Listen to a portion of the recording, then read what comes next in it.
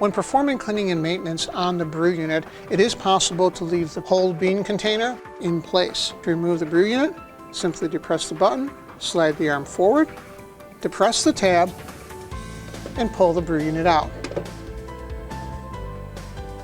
When cleaning the brew unit, you only use warm running water. You do not use any detergents or any soaps. During cleaning, it is possible for the chute to separate from the brew unit.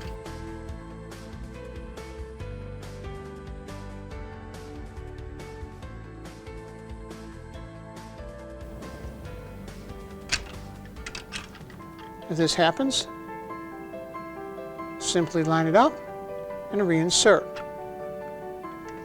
And you'll notice the orientation looks rather like a W.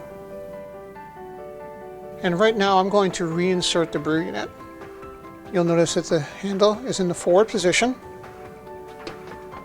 Simply slide it into place and you'll hear it lock. Now it's very important, this arm must be put into the down position, so simply depress the button and slide the arm down until it locks.